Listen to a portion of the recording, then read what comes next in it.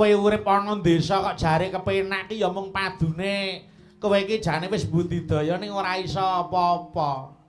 Ora ana sing gatekke. Mula ora usah dadak etok-etok wis ta. Kowe yen butuh kandha karo aku.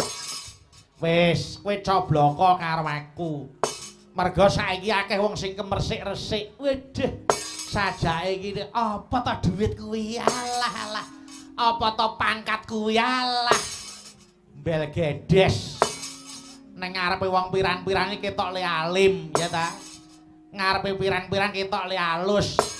Ning bareng ning mburi ya nekat badhok duwite sapa-sapa kuwi kok. Kaya ngono kok dadak ora usah ditutup-tutupi. Saiki Jarman sarwa tinar buka. Mula ayo Kakang Semar, kowe aja dadak wangkot. Kowe melu aku Nyang Ngastina bakal tak mulyake uripmu. Mangke rumiyin Raden. Upami kula menika dipun boyong ngeten kedahipun kula dhateng negari Pancawati rumiyin. Awit menapa saderengipun paduka rawuh niki wau enten utusan saking negari Pancawati Raden Anoman dipun utus Prabu Rama ugi badhe mboyong dhateng kula Raden. Kosek nadyan aku durung tau weruh ning aku wis tau krungu. Pancawati kuwi negarane kethek. Pancawati kuwi negarane kewan. Kakang Semar, apa kowe lila ing atase kowe menungsa dasare ya dewa yen arep melu nyang Pancawati padha karo Kakang Semar gelem kumpul kewan. Nah kuwi. Mongko kewan ki derajate ana sak ngisore menungsa. Kakang Semar, mbok yo ngeman karo jenengmu ta. Ing atase kowe iki dewa kok gelem kumpul karo kethek.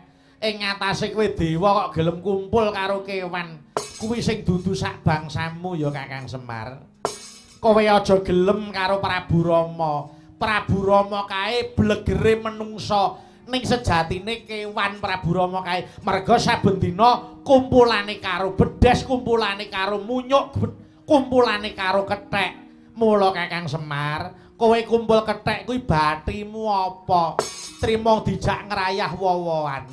Wis ta, melu aku Nyang Ngastina wae, bakal mukti uripmu. Balik kumpul kok Prabu Rama, tan wurunga derajatmu ora beda karo derajate kewan. Cangkem iki nek omong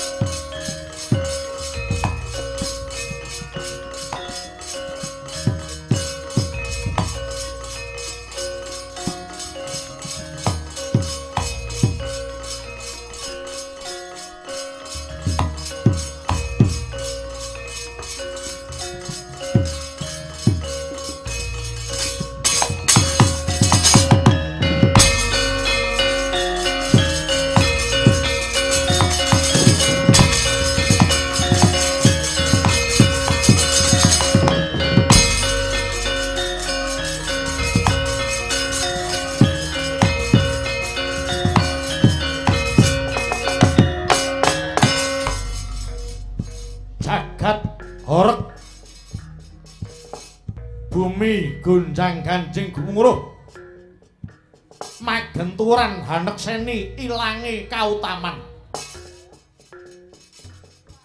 bumi nangisi rusaking jati diri geni ngetuni bubraing budi pekerti banyu ngeguyu bubraing kalbu angin bebelokan kanduan kingkin bawana peteng jagat ketutup pedhut angkara murka nyebar kanistan ngrusak tatanan anane mung sikut-sikutan jegal-jegalan poyok-poyokan sing ngrasa saya unggul sing kuwasa saya kuat ngendih marang wong kang melarat satemah karben dadi sekarat pating blubrah langkrah saya bubrah dadi korbaning kawengisan. Kekudung mendung pepayung langit anjegrek pindha tugu Sinukarta. Narendra ngamarta Sang Prabu Puntadewa nglaut kang tanpa pagut menggalakan dari saing negari Ngamarta.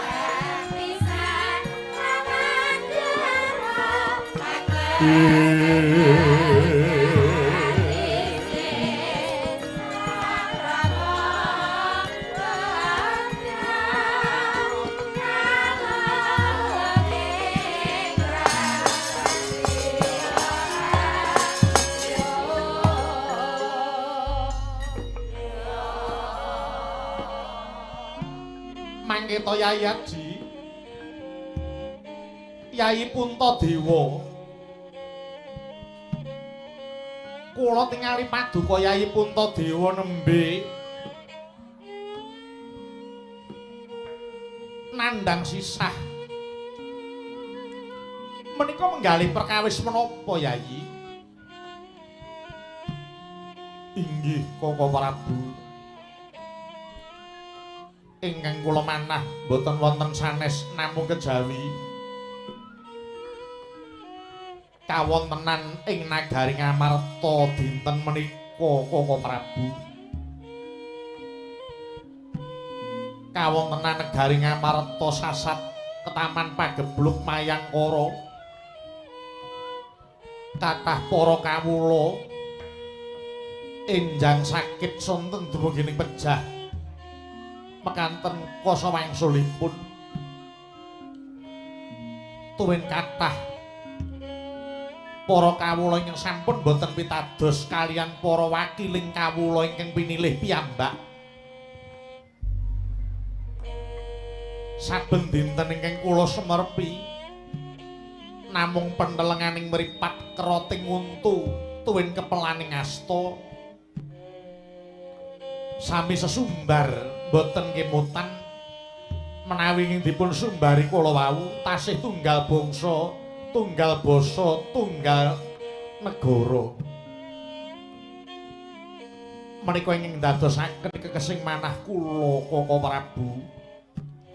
Inggih, Yayi. Pun kakang boten maiben kados menapa awrating penggalih paduka pinilih minangka dados Narendra negari Ngamarta. Paduka kalian kula menika sami nyangkul jejibahan ingkang boten enteng. Yen wis dipilih karo para kawula gunakna kapercayan kuwi mau sing saapik-apike. Kula kalian paduka Yai Aji pinilih minangka dados wakiling para kawula. Menika mboten kok teges nampa kamulyan menika mboten namung sejatosipun nampa pacoban. Para kawula nyoba coba Ratu Ngamarta kae, coba Ratu Dwarawati kae yen wis tak pilih iso mbelani para kawula apa ora, iso mikir penguripane para kawula apa ora. Mongko ingkang nami pamong ingkang sae, pamong sing becik ora butuh diladeni kawula, ning pamong sing becik ngladenana apa sing dadi kebutuhaning para kawula. Mila Yayi, ora saben wong dipilih, ora saben wong dipercaya. Yen wis dipercaya lan dipilih, gunakna kapercayan menika wau sing saapik-apike.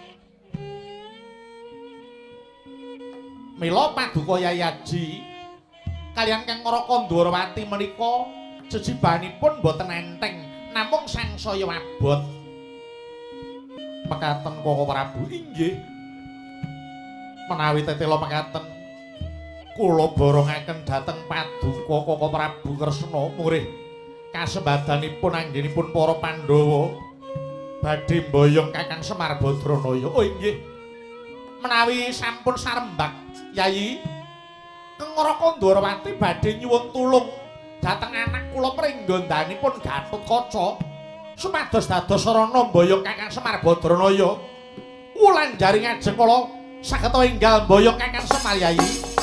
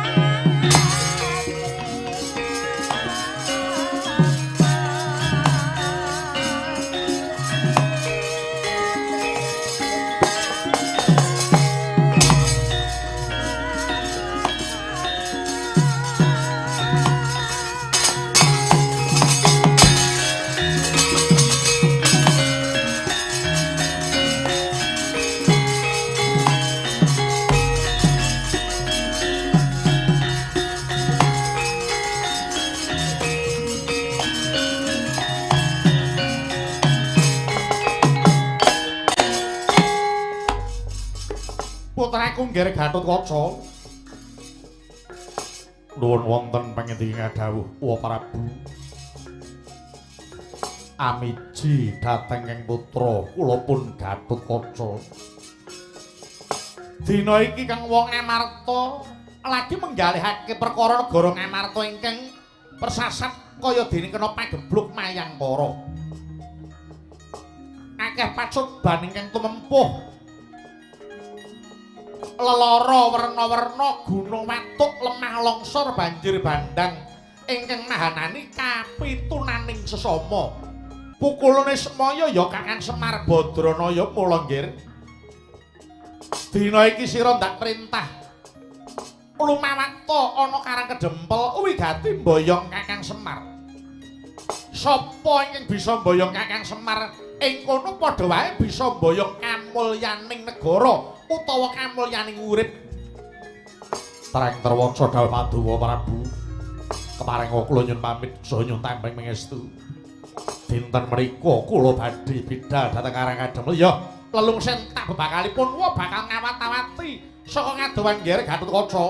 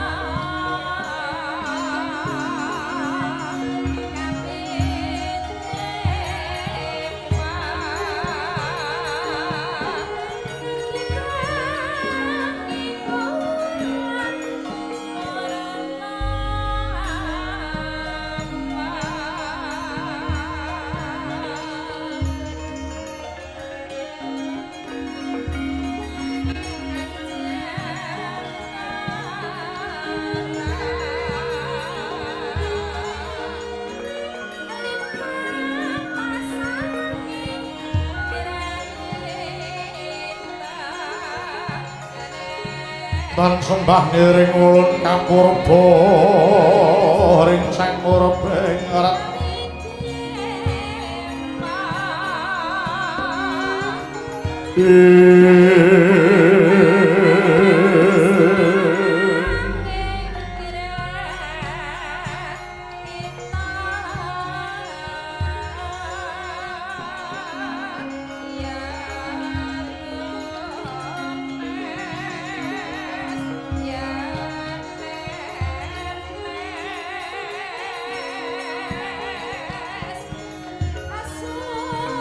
sahanan ikang nikanang sing kasih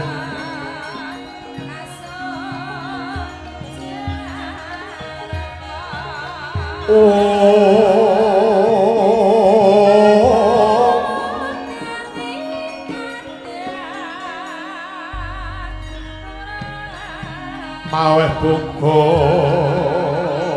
sawagung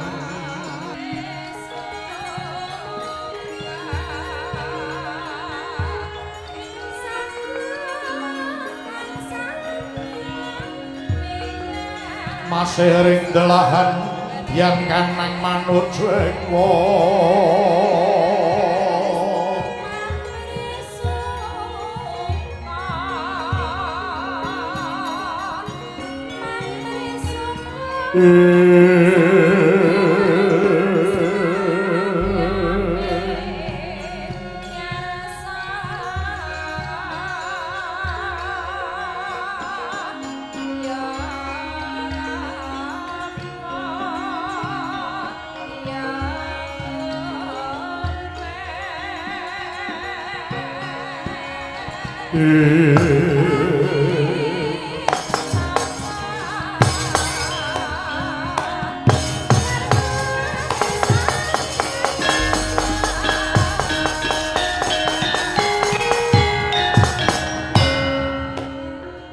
suwuh arep Data Witana suwuh werdine sirna arep nenggih swasana tentrem Data hangesti wondene pitana iku luhur sirna kang mala mahanani jagat tentrem namun kita hangesti marang luhuring budaya mila sinebat wayang nenggih mangku wiridan wajib sembayang anyar kara binukaning kandha hambur wani lakon saratre kepiniji saking serat Pustaka Raja minangka purwakaning Makanda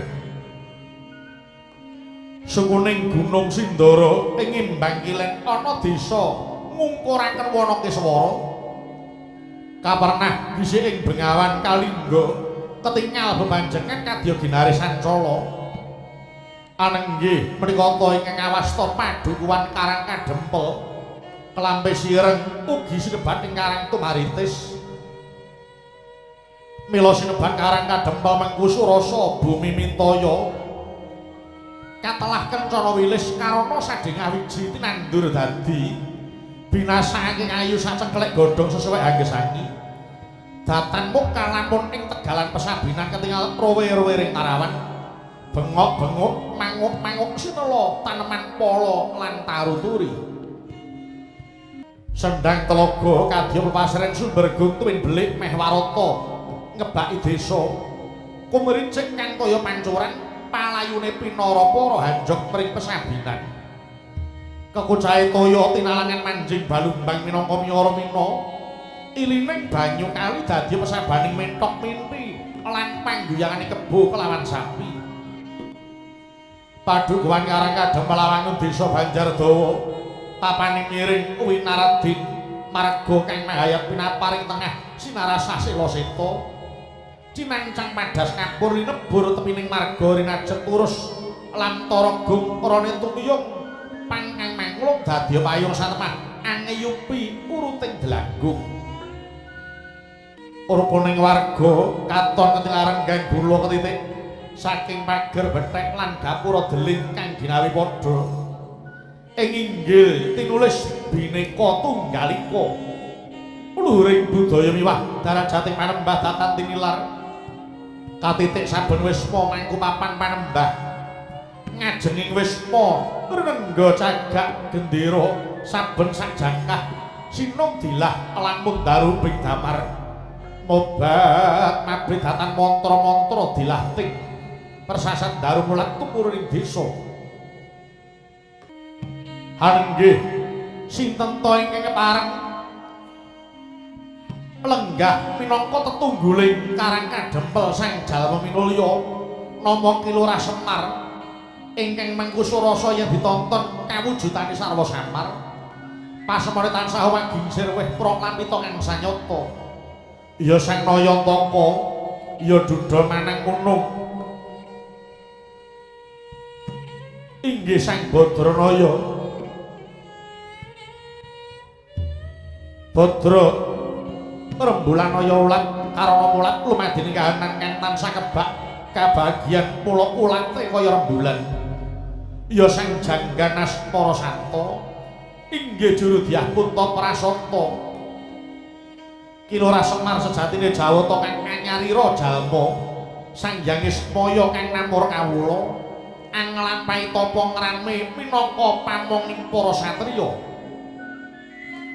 Milaja depeh urcum bukti bal kaping 29 lamun karsa marang kawiryawan sakedhep netra saged ambawani maring bawana semana Kilurah Semar nuju lenggah ing madyaning Wisma pinarak aning lincang linambaran widik dereng pantara dangu ketingal sawaning Sang Wanara Seta nenggih Raden Anoman wingking saking negari Pancawati kagiat Kilurah Semar sigra angawe marang kang katemben parapti teka mangkono wijiling sabda Kilurah Semar Badranaya ing dari kawya sing lisan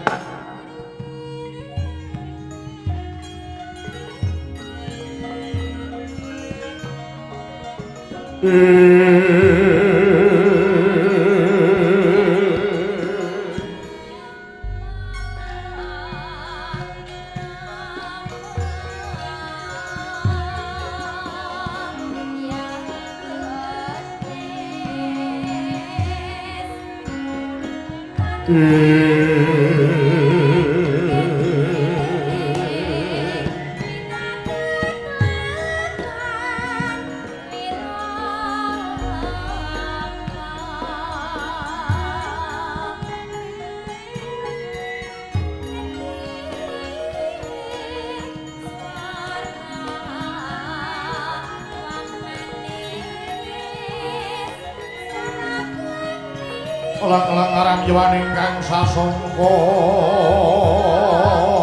kumanyar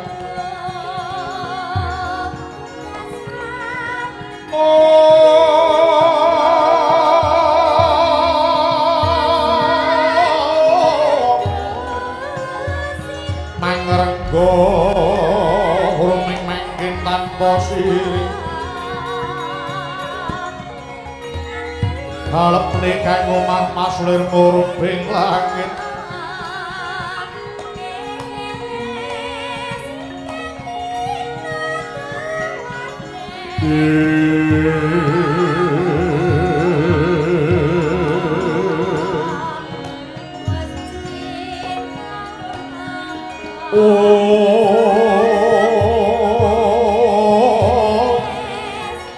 Tegian sarwa manik tawing sinawung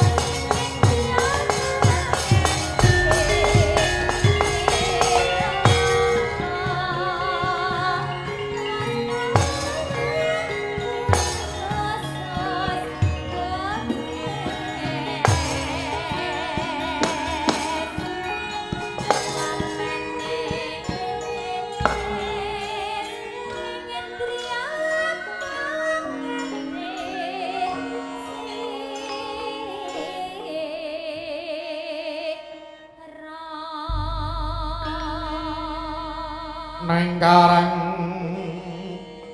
kadempel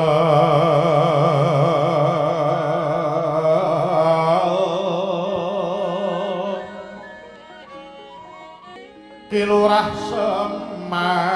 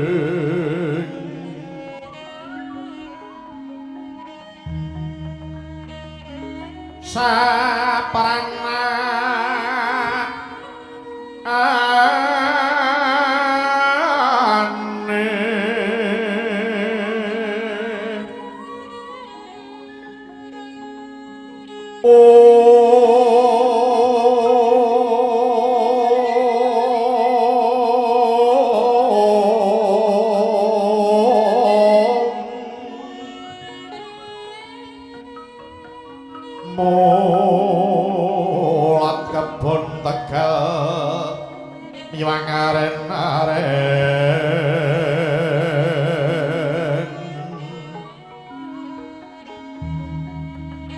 sami ngunduh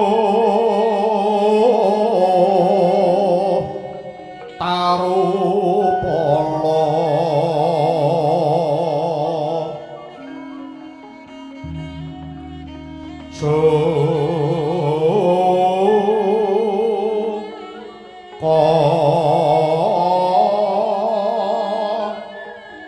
sinden sesendonan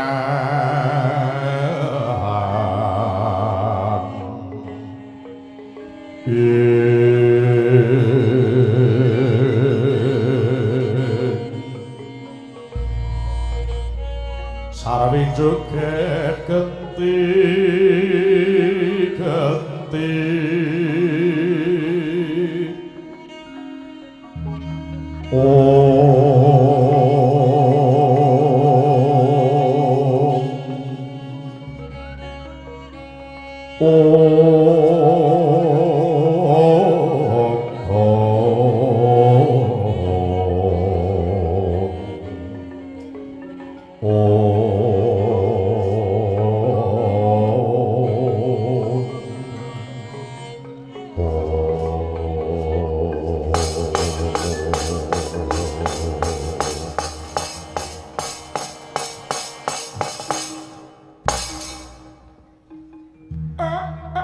begegek ugek hemel-hemel sang dulita lae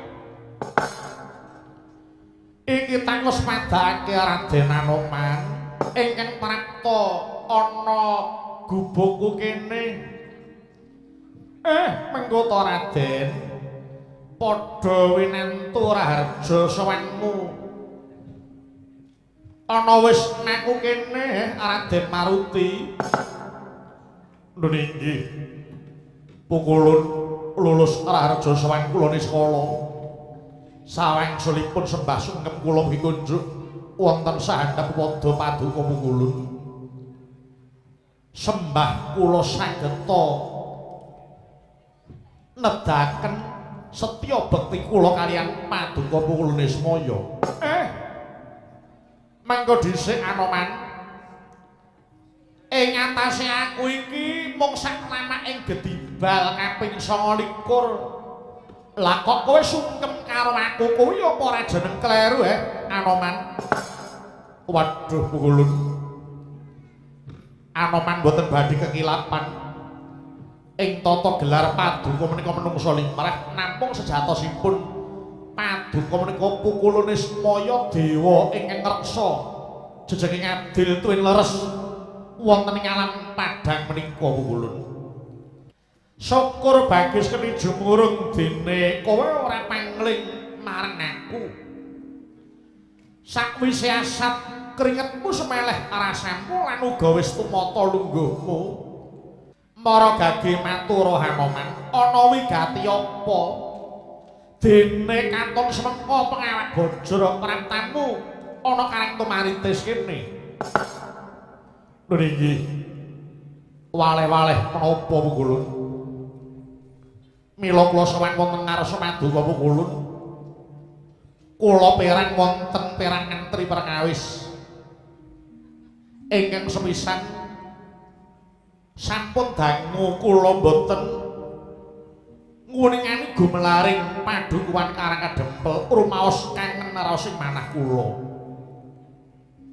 Dene ing angka kalih wiwit nalikanipun sinuwun Prabu Rama perang tanding kaliyan Narendra ngalengka Prabu Rahwana Raja nembe dinten menika kula saged pinanggih kaliyan Paduka Pukulun mila kula rumaos kangen kaliyan Paduka Pukulun Ismaya.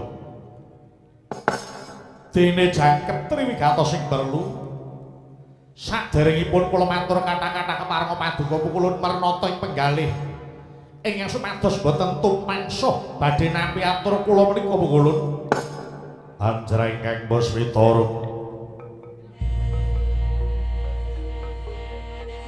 kasliring samirana mrih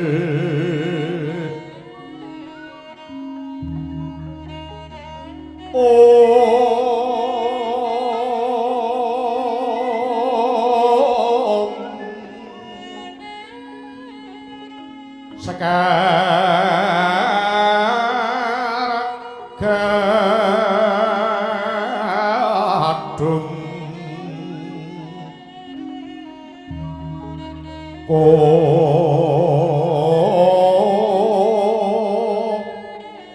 ngas gandanya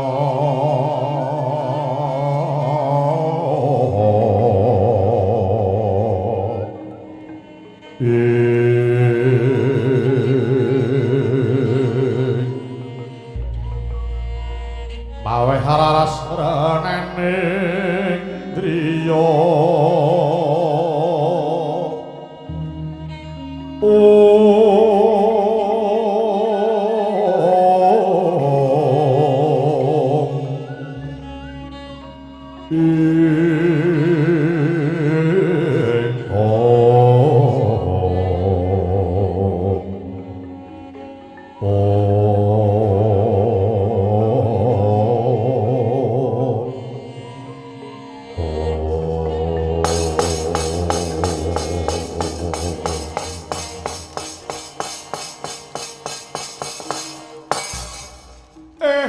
iya Anoman banget panuwunku dene kowe tansah kangen karo aku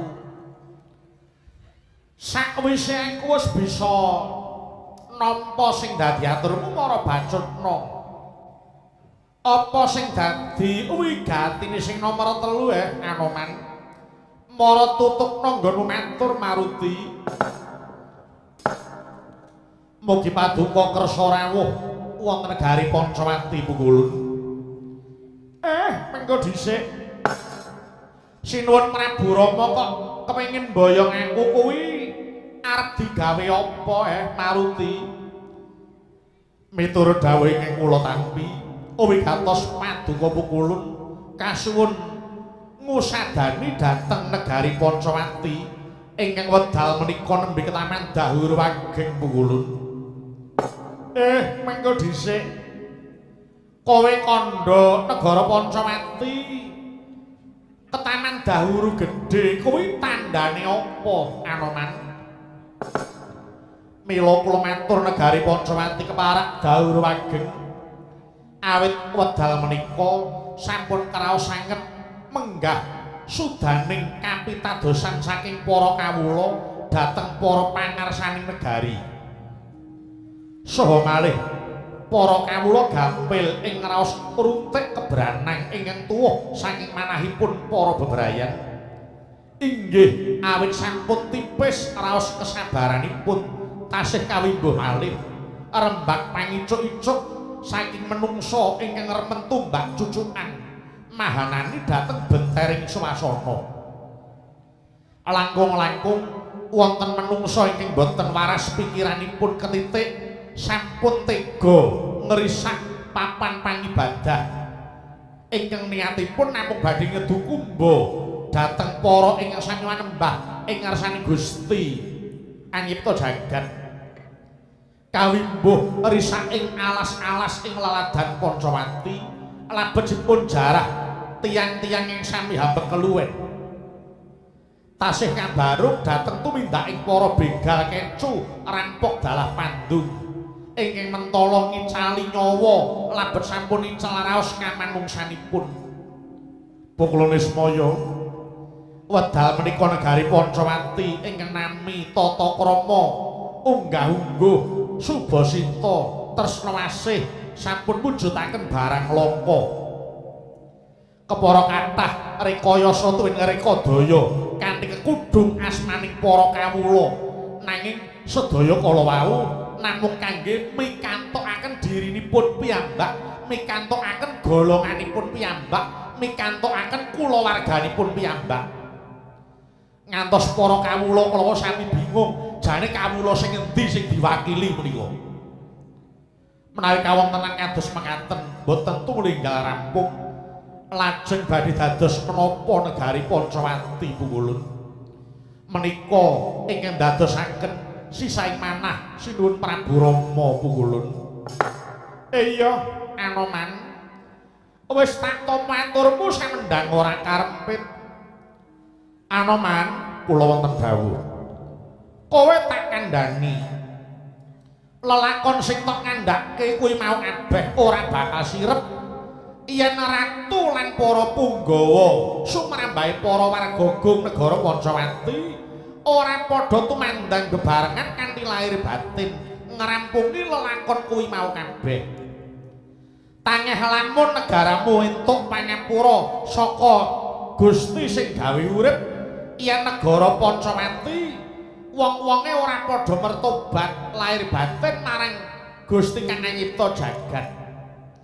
Nek wong Pancawati selawase padha udur dhewe-dhewe, padha nggugu karepe dhewe-dhewe, mikolehke pribadine lan golongane dhewe-dhewe, yen selawase wong negara Pancawati mung ketungkul oleh padha pamer pinter omong. Ya, pamer pinter omong, pamer pangkate, pamer derajate. Tur isih dipaku nganggo tembung pokoke wis aja njagake yen bakal tentrem negaramu. Mula Anoman wong urip sak bisa-bisa aja ninggalke tata kramane wong jejodohan, tata kramane pesrawungan, tata kramane peperintahan, tata kramane wong golek sandang mangan lan tata krama wong golek kapinteran. Ayo deloken wae. Wong bebojoan kok ninggal tata krama. Ya ora suwe oleh bebojoan. Wong serawung kok ninggal tata krama. Ya mung bakal awuh kisruh. Peperintahan kok ninggal marang tata krama, ya dadi cecongkran. Wong golek sandang pangan kok ninggal marang tata krama, ya mung bakal paten-patenan carane golek pangan. Semono uga wong ngudi kapinteran kok ninggal tata krama ya mung bakal awuh pasulayan Anoman. Lho mongko menungsa sing padha congkrah adile kahanan alam saisine ya banjur melu nimbrung gawe kisruh kayata akeh lelara werna-werna sing nekani bencana alam nyaruwus racun candu meratah teka bocah jalaran menungsane wis padha koncatan marang tata krama. Menawi mekaten sireping dawuh kala wau menawi para warga Pancawati sampun enget dhateng tata krama Pukulun iya pancen mengkono. Lajeng pinten taun malih Pukulun anggenipun para kawula emput dhateng tata krami. Suwe apa ora kuwi gumantung karo wong-wonge dhewe sing nglakoni. Ya, yen wong-wonge mau isih duwe rasa isin, mestine ya tumuli eling marang tembung tata krama kuwi. Ning yen wong-wonge wis padha koncatan rasa isin lan isih padha nengenke marang watak ing maling utawa durjana, aja gelo. yen kahanan negaramu isih tetep kaya mengkene iki, kaya sing tok kandhake. Bangsa Pancawati isih padha ngeman negarane apa ora kuwi, sing weruh ya mung wong-wong kuwi dhewe Anoman. Mekaten Punggulun. Iya. Mula kowe dadi prajuriting negara, kowe bisa ngayomana marang kabeh para kawula. Kowe dadi wong pangkat, kowe wong cukup. Yen uripmu wis cukup, kowe nulungana karo wong-wong sing isih keserakan uripe. Mula yen kowe kepengin awet dadi wong pangkat, aja dak sia karo wong sing uripe ana desa ya Anoman. Para kawula sing uripe ana desa mangan durung krasa, nyambut gawe kudu rasa, isih disiksa. Lah, kuwi malah nambahi dosa uripmu. Mula kowe yen kepengin urip olehmu dadi wong pangkat kuwi awet, kowe aja dak sia karo wong cilik. Kowe tresna karo wong cilik, yen kowe dadi wakile wong cilik aja mung tok nggo aling-aling, aja mung tok nggo kudung wae. Ning pancen kowe temen-temen mbelani marang kebutuhaning para kawulamu, kowe nyukupi apa sing dadi kebutuhaning para kawulamu Anoman.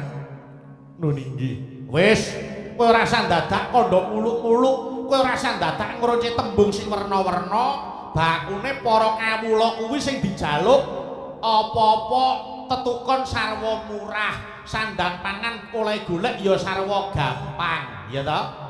Wong desa ora usah dadak kepengin werna-werna, angger sapine kuwi pirang-pirang, sawahe kuwi jembar, parine lemu-lemu, wong desa kuwi atine wis ayem. Ngerti? Inggih, mula bangsa rabuk aja digawe larang. Kebutuhane para kawula aja digawe angel, ya toh? Para among tani yen arep golek apa-apa sing ana sambung rapete karo tanduran ya aja digawe angel, aja digawe repot ngono. Ngerti apa ora? Nun inggih. Ngestaken dawuh Punggulun. Ya mung yen wis para kawula Pancawati eling marang wataking tata krama, ora suwe negara Pancawati bakal pulih tata titi tentrem Kertaraharja Anoman. Leng-lenging driya mangu mangun kung kanduhan rimeng lerlena tanpa kaning yen tang tulus manggo sang diahu pomo mangkono sing apa mudha wis kalon karepo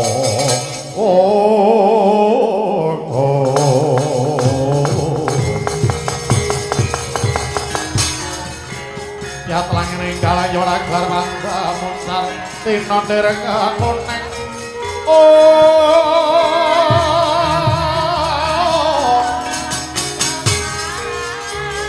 sorong sorote tan padang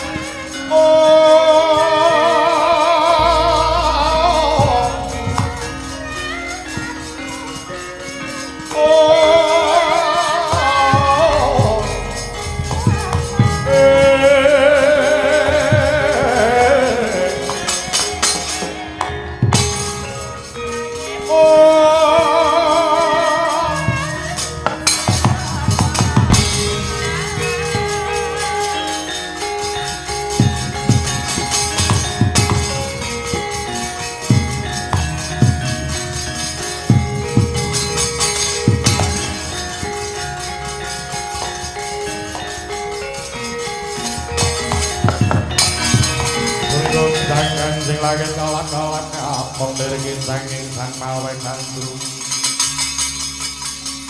saparang kadulu kirmoyang mayim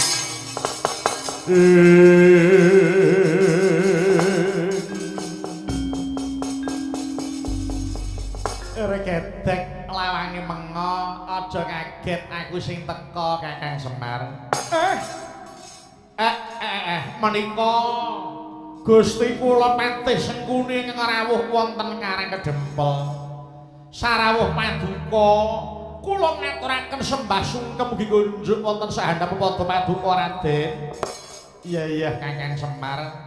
Wis tak tampa sembahmu sungkemmu wis tak tampa pangestuku tanpa ana. Inggih. Kula tampi hamawa ana kayuwan narah daging kula Raden. Kenging kula wastani janur gunung Kadingaren. Menika Raden Matih rawuh wonten Karang Kedempel. Keparenga kula cemedhong dawuh. Wonten wigatos menapa Raden? Iya Kakang Semar. Mulane aku prapta ana ing Karang Kedempel iki saka negara Ngastina kautus sinuwun Duryudana wigati tilik marang keslametane Kakang Semar Badranaya. Ingkang luwih wigati prataku ana kene iki kautus sinuwun Duryudana kinen boyong Kakang Semar marang negara Ngastina. Mengkeriyen kok Prabu Duryudana badhe boyong kula niku enten perlune napa? Mulane sinuwun Duryudana arep boyong Kakang Semar jalaran sinuwun Duryudana klebu aku kuwi mrihatinke marang uripmu sak anak-anakmu Kakang Semar. Wiwit sayana nganti sayaene uripmu kuwi ora tau kepenak. Nyatane omahmu isih awet gedhek wae. Joganmu ya isih awet lemah wae. Kepara tak sawang omahmu iki wis ora patut kanggo omah menungsa. Ning omahmu iki patute nggo kandang sapi apa kandang kebo. Ing atase kowe menungsa kaya Sengkuni lah kok uripmu mung trima keserakat iki kepiye? Mula Kakang Semar, sepisan sinuwun Duryudana prihatin nyawang uripmu kuwi. Kaping pindhone sinuwun Duryudana nyuwun supaya Kakang Semar nambani lelakon negara Ngastina persasat kaya nempuh pagebluk Nayangkara. Kakang Semar, dina iki negara Ngastina lagi ketaman pacoban. Mula ayo Kakang, kowe melu aku nyang Ngastina. Mengko kowe tekan Ngastina, omah loji kari nggoni, jaran teji kari numpaki. Kowe njaluk pangkat apa, kowe njaluk blanja sesasi pira bakal tak wujuti Kakang Semar. Raden, tujunipun gesang kula menika kok boten ngongso-ngongso dhateng kadonyan. Raden Matih nyuwun pangapunten nadyanta kula griya kula menika namung kados ngaten wujudipun. Inggih kula wakeni wiwit kula suwita Prabu Rama ing Pancawati ngantos engga dinten menika arepa omah kula niku gedhek ning rasa kula wis ayem kok Raden. Awit dununge rasa ayem niku ora ana mapan tumpukaning bondo. Nggih. Dununge rasa ayem ora mapan ana tumpukaning bondo, ora mapan ana omah loji. Ning dununge rasa ayem niku mung mapan wonten rasa panarima. Arepa kaya kula niku ora akeh kaya blanjane Patih. Ning nyatane urip kula wis cukup. Nggih ta? Urip kula wis cukup. Merga sing jenenge Gusti niku nyoba marang titahe niku ora disawang. Wong sugih apa wong miskin kabeh dicoba karo sing gawe urip. Wong melarat yen kuwat cobane batine nyuwun ing kersane Gusti saya nekunke oleh ibadah. Pamriye karben ana owah-owahan penguripane. Kosok wangsulipun wong sugih sing kuwat cobane gedheke amal jariyahe ora nedake karo wong cilik niku wong sugih sing kuwat cobane. Ning yen wong sugih sing ora kuwat cobane lah niku wis ana kurang ana, wis sugih kurang sugih, nggih ta? Numpuk bondo negara didelikke ana omahe pamriye para kawula ben ora ngerti lho niku. Niku wong sing cukup uripe ning urung duwe rumasa nrimo rasane. Mula nyuwun pangapunten arep kula niku melarat nggih to. Ning ati kula pun ayem mapan enten mriki Raden. Alah. Kuwi padune ya tembunge wong sing wis pedhot rasane. Kuwi tembunge wong sing wis mupus ya ta. Tembunge wong sing wis ora gelem gemregah. Menungsa kuwi luwih becik budidaya tinimbangane ora Kakang Semar. Wong saiki ora sandadak tembunge mentereng ora perlu munafik ya ta. Wong iki kabeh iki butuh bondo ya ta, butuh kepenak. Lah kok kowe urip ana desa kok jare kepenak iki ya mung padune kowe iki jane wis budidaya ning ora iso apa-apa. Ora ana sing gatekke. Mula ora usah dadak etok-etok wis ta kowe yen butuh kandha karo aku. Wis kowe cobloko karo aku. Mergo saiki akeh wong sing kemersik-resik. Wedh, sajake iki apa to dhuwit kuwi? Alah. Apa to pangkat kuwi? Alah. Bel gedes. Neng ngarepe wong pirang-pirang iki ketok le alim ya ta. Ning mburi ya nekat badhoki duwite sapa-sapa kuwi kok. Kaya ngono kok dadak ora usah ditutup-tutupi. Saiki Jarman sarwa tinar buka. Mula ayo Kakang Semar, kowe aja dadak wankot. Kowe melu aku Nyang Mestina bakal tak mulyake uripmu. Mangke rumiyin Raden. Upami kula menika dipun boyong nenten kedahipun kula dhateng negari Pancawati rumiyin. Awit menapa saderengipun paduka rawuh niki wau enten utusan saking negari Pancawati Raden Anoman dipun utus Prabu Rama ugi badhe mboyong dhateng kula Raden.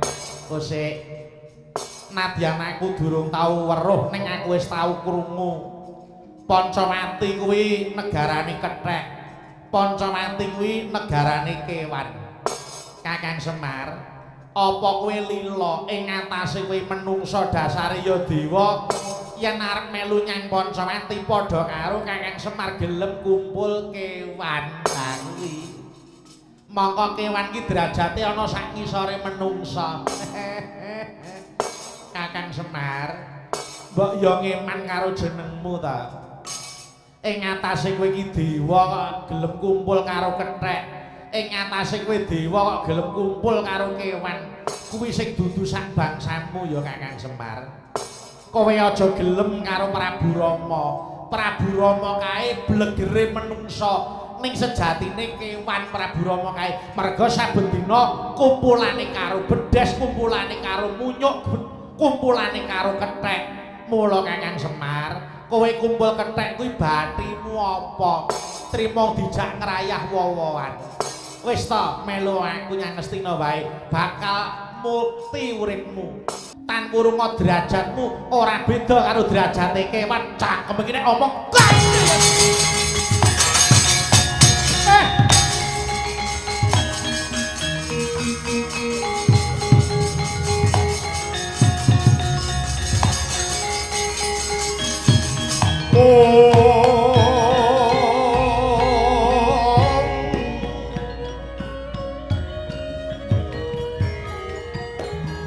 lir sambut ingsun temening nganggo lati.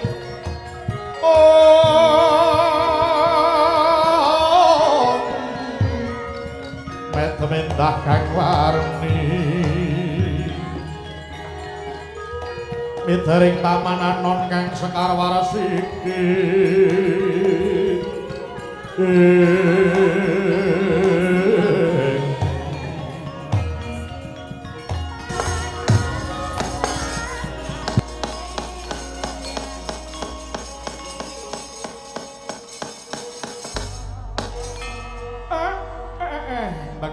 Uget-uget gemel-gemel sandulita lae. Iki mau gek ngimpi apa awakku iki? Ing atase ana dayoh loro kok ora nggawa apa-apa. Malah mung arep gegeran ning omahe wong wae.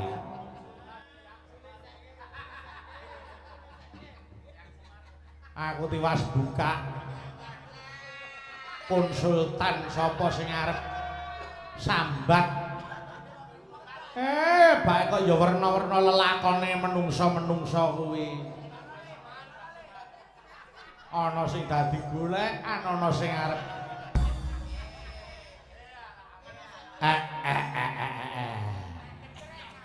kahanan kok ana-ana wae.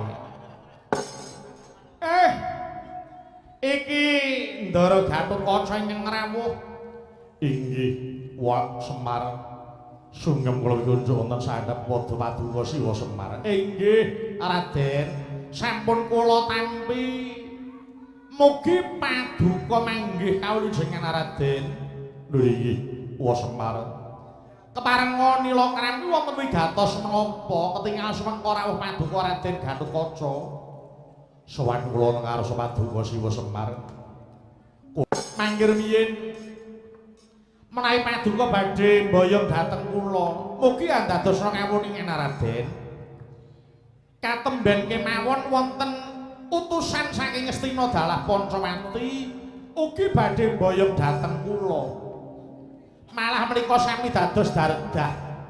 Mila Raden, pripun sing ajeng kula ngrampungi yen wong-wong nika padha padu karepe dhewe-dhewe.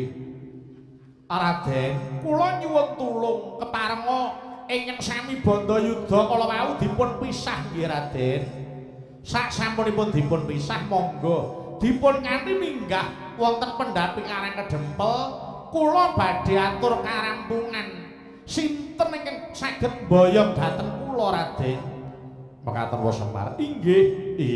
Menawi telung kata kemarin kula nyuwun pamit tumuli badhe misah ingkang sami Bandayuda. Menawi kula pisah boten purun badhe kula singkiraken kanthi kekiyatan kula. Sumangga Raden kepareng paduka nindakaken sampun ngantos nalisir saking bebener Raden.